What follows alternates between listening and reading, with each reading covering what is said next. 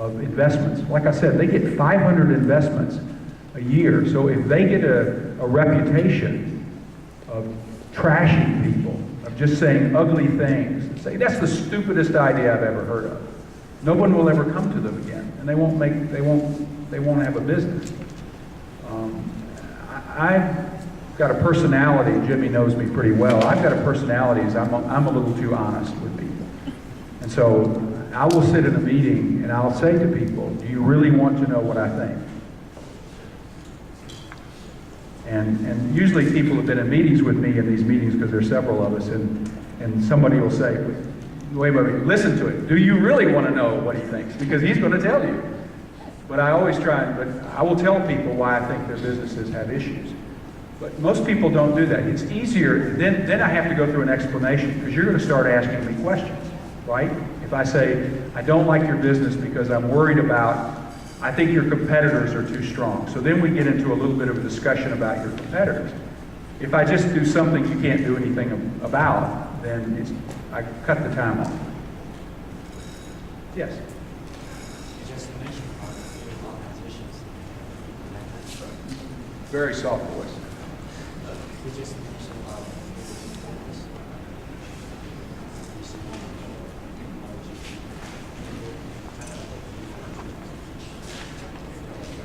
Sure. The question was to introduce some of the local technical groups, some of the local angel support groups. And I will do that. The other thing I will do is I'll get an email to your director, which will list the websites for a couple of them. The Atlanta Technology Angels is about 40 different angels. They mostly look a little like me. I mean, they're guys in their 50s mostly who've been successful in high-tech companies. We screen people, and we generally will we'll have 10 meetings a year, and we will invest $500,000 in a company if we like it. And we will see about 20 to 30 presentations a year, and we'll probably invest in a quarter of those businesses if they get there. Maybe not at the time we see them, but we might keep staying interested and invest later. So that's Atlanta Technology Angels. Yes?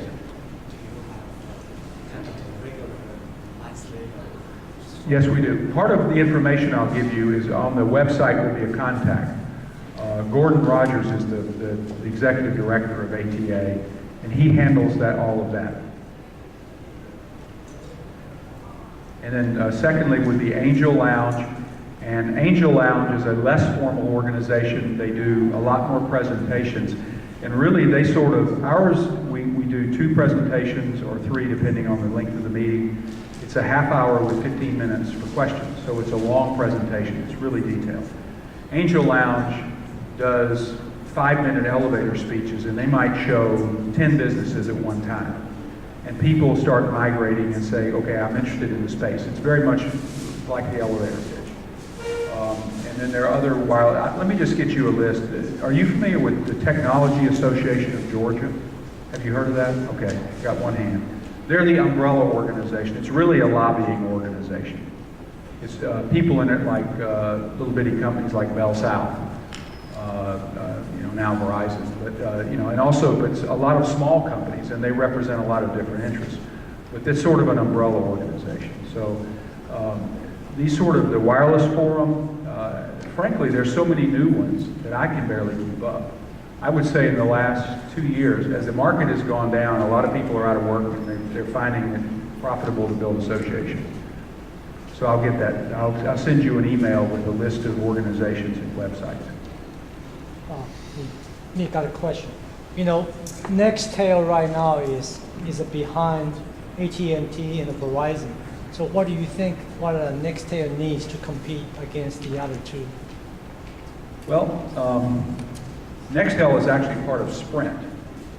And frankly, I think what they need to do is get rid of Sprint, which they're working on. I mean, there will probably be a buyout of Nextel from Sprint because it's different. Nextel is a business-to-business service. If you operate a construction business and you have 10 trucks in the field, then you need to be able to communicate with each of those. If you're Sprint, then what you want to do is just be able to basically do phone service. And so they're fundamentally different businesses. Nextel's revenue per unit is very high because of data services and other things. And so it needs to be separated. So, I mean, that's not really germane to this comment, but I see the marketing position. And then it can grow. Very high value-added data services is where Nextel should go. There was a, yes, on the left. When you say about an angel company, that they come and help, I mean how it works. Like they come and help you, and then they're gonna charge you a certain amount. Like, okay, I will help you invest like $500,000 in your business, and then let's say business go up, and then they sell it. What they want to, how much we have to pay them, or well, the way it works is you set that's all set in the beginning by the valuation of the business. So let's go back to the example I made. Let's say that you and I, you're running a business that's got about $2 million in revenues, and we agree that your company's worth $4 million. It takes us probably a month to agree to that number. You thought it was worth 10, I thought it was worth 1. We were both lying. You know, we go through a negotiation, we get to the point of it's worth $4 million. So at that point, I put the $2 million into the company, and I own half the stock, and you own the other half. My stock is preferred, which means that I have preferences that mean ultimately I have control of the company. If you and I disagree, and we go to war, I'm going to win because I have the control. I also have a strong say, because we're reasonable partners, I'm going to give you my opinion, and I'm going to try to help you run the business. If you're smart, you'll put me to work going and talking to customers and doing everything, getting all the free labor from me. That should be on the list. A director, you pay directors nothing in this business. So the more work they do for you, they can do work at a very high level. They know people. And so it may take you 6 months to get to meet somebody, but this guy may already know him, so use that. So, you know, a few years later, 4 or 5 years later, you decide to sell the company. You own 50% of the stock, I own 50%. Whatever the company sells for, you get yours, I get mine. So that's how it works. There's some other structures that people use. Debt, when I say structures, I mean financial structures. And basically, the simplest financial structure is that you own a company 100%, you have no debt, you own the whole company, it's 100% equity, and you own it. Corporations generally have debt associated with them. The bank gets theirs first, that's first out, and then you have equity as the rest. And then you get into different levels of equity. Investors usually want a preference, so that the bank gets theirs first, but the investors get everything second, so they get their value.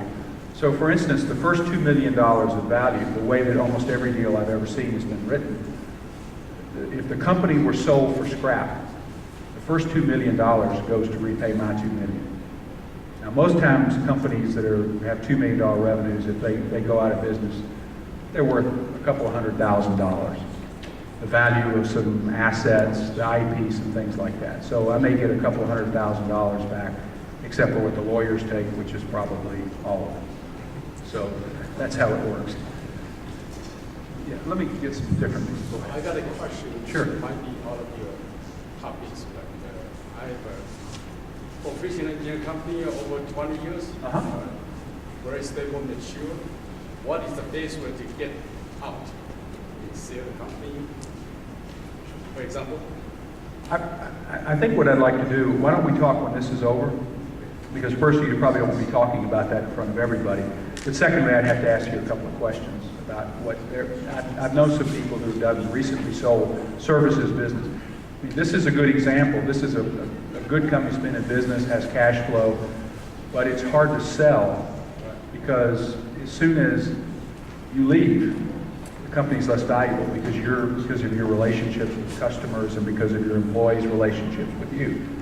And so it's very difficult to sell, to buy that, because the people have all the value, not the product or the service. So that's a good example of a company that would be very difficult. Easier to sell the product or the company. Exactly. Right. Exactly. There's a question behind you. Oh, next, man.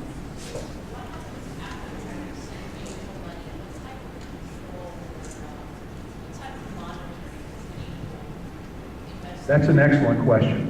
Angels, I'm going to come around here because it's easier to hear you. Can you repeat that question? Angel, her question was, you talked a lot